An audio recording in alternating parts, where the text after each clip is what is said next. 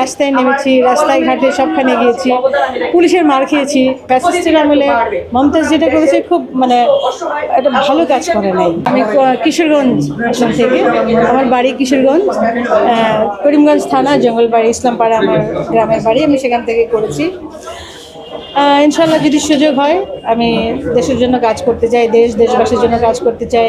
আমি যেহেতু সঙ্গীত শিল্পী একজন, তো আমি চাবো যে সাংস্কৃতিক অঙ্গনে যে দুরবস্থা সেটাকে ভালো করবার চেষ্টা করব। এবং আমি চাই একটু বয়স হয়ে গেলে আমরা শিল্পীরা দুস্থ শিল্পীর খাতায় নাম দেখায়, এটা খুব কষ্টের, এটা মানতে পারি না।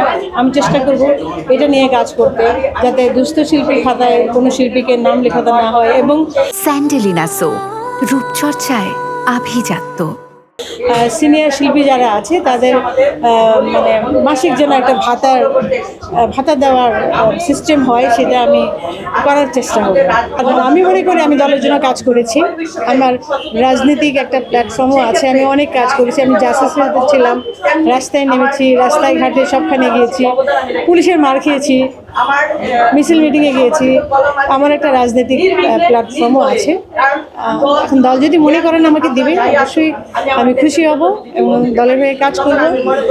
আর যদি নাও দেয় তারপরে আমি দলের সাথে আছি, এই দলে আমি মরতে চাই।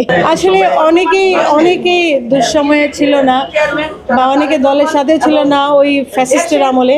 বাট এখন সবাই বিএনপি করে, সবাই দলের সাথে আসছে, সবাই জড়িত হচ্ছে। আসুক, আমরা চাই সবাই আসুক, আমরা সবাই মিলে একসাথে কাজ করতে চাই।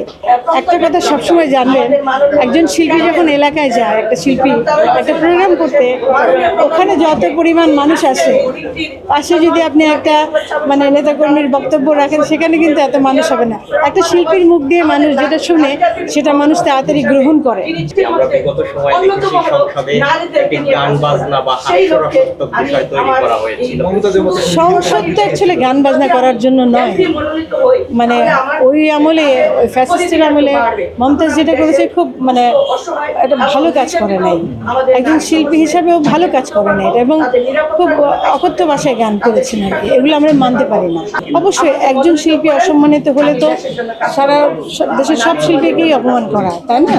আমরা শিল্পীরা তো এক, বাট এটা করা উচিত না এবং শিল্পীদেরকে ভাগাভাগি করা উচিত না। শিল্পীরা সবার জন্য।